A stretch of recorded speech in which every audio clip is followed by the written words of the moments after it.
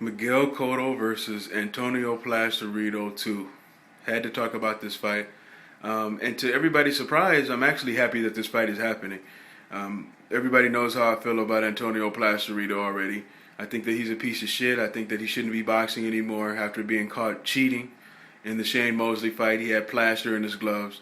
And after seeing that he got caught there, you go back and you watch some of his other fights, and you see that something really wasn't right about him.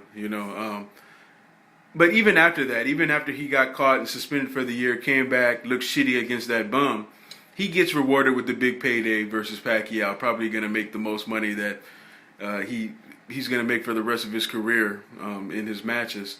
And he shows us that he still didn't learn his lesson because he decided to have shit in his bag, trying to take shit that he wasn't supposed to take, and then turn around and drink like 3 or 4 cups of coffee is a story that I heard about that. So we see that he hasn't learned his lesson. He's still looking for advantages and shit. And hey, I don't really blame him. I mean, if he can get away with it, I mean, he's being helped to get away with all of this shit by Bob Arum. So why not do it? You know what I'm saying? So here he goes. He's on his next big payday again against Miguel Cotto. And I'm happy because Miguel Cotto has the opportunity to seek his revenge on Margarito. Because after going back and watching that fight, man, first of all, Miguel Cotto was winning that fight. Probably up until the last 2 or 3 rounds of the fight, I think it got a little bit closer. But I still thought that he was winning the fight before that 11th round. He had Antonio Margarito's head snapping all over the place. And Antonio Margarito was not going anywhere, man. It did not seem to faze him at all. But he was getting caught with some of the cleanest counterpunches I've seen.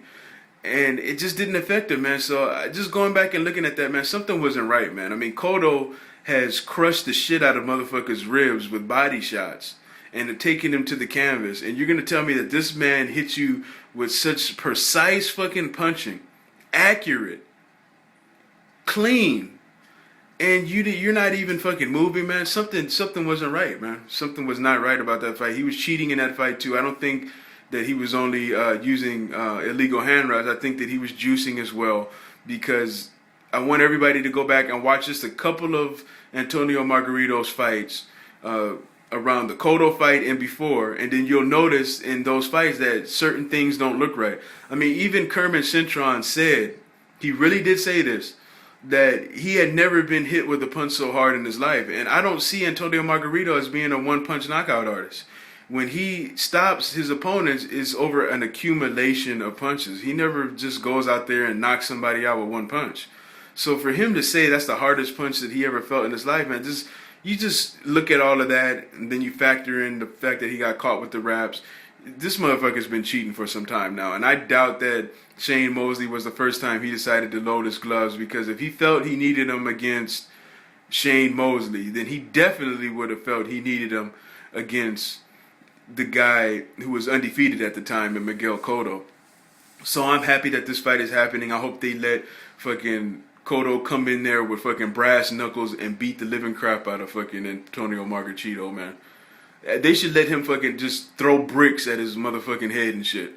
Like, after the fight is over, after he wins the fight, because Antonio Margarito's not going to be able to juice and fucking and load his gloves this time. So after he loses the fight, I'm picking Cotto to win this fight.